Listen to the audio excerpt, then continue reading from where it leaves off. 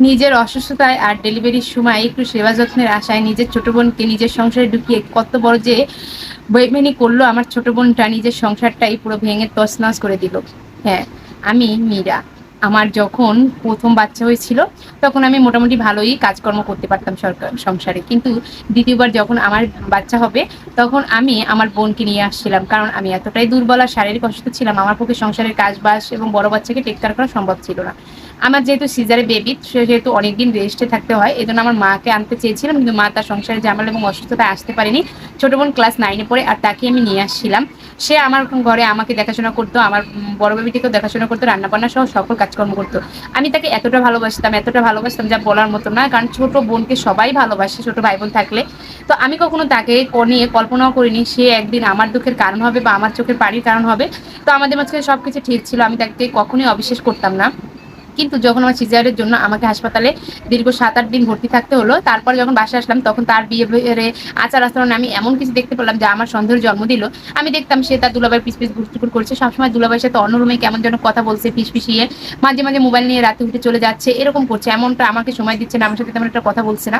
তারপরে একদিন তাকে আমি ধরলাম এবং জিজ্ঞেস করলাম খুব বুঝিয়ে সুঝিয়ে যে তুই আমার সাথে এমন করছিস কেন, বা তোর সাথে তো দুলাভাইয়ের এত কথা কিসের থাকে। তখন আসলে ও ভয় পেয়ে যায়, আর ওকে যখন আমি অনেকভাবে বলছি, প্রথম থেকে ও আমার ছোটবেলা থেকে আমার কথা শুনতো। তো সে তো আমার কাছে সব শিখিয়ে স্বীকার করে নিল, বললো আপু আমি আসলে কিছুই করতে চাইনি, দুলাভাই আমাকে ফুসলিয়ে এগুলো করেছে, জোর করে করেছে, তুমি যখন হসপিটালে ছিলে আমাকে ভয় দেখেই করেছে। ও আসলে ছোট্ট একটা মেয়ে, ক্লাস 9-এর মেয়ে, আর কতটুকু বয়স হবে। কিন্তু আমার হাজবেন্ড যে কিনা এত বুদ্ধিমান এবং এত বয়স্ক একটা লোক, সে কিনা কিভাবে পারলো এত বড় ক্ষতি করতে আমার ছোট বোনটার। আমি তো শুনে আকাশ থেকে যেন পড়লাম। নিজের স্বামী কি করে পারলো আমার বোন তার নিজের বোনের মতন, আর সে কিনা আমার বোনের ইজ্জত এরকম করলো এবং আমার বোনটাকে লাঞ্ছিত করলো। এখন আমার বোনেরই বা কি হবে, বা আমার বা কি হবে, আমরা কোথায় গিয়ে দাঁড়াবো, আমার দুইটা বেবি।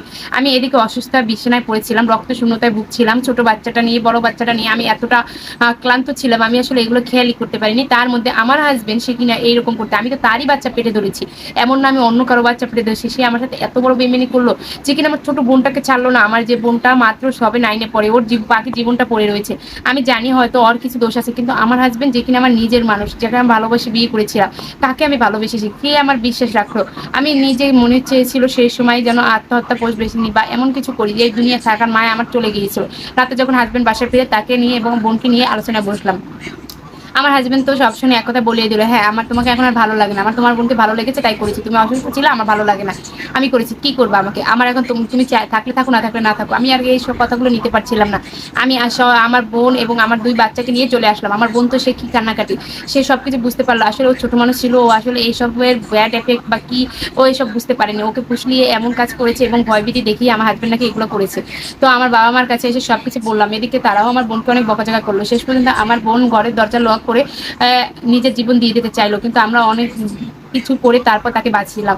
এরপরে আমাদের বৈঠকও বসলো এবং গ্রামের সবাই আমাকে সিসি করতে লাগলো, আমার বোনকে সিসি করতে লাগলো, সবাই আমার বাবা মাকে ধিক্কার জানাতে লাগলো।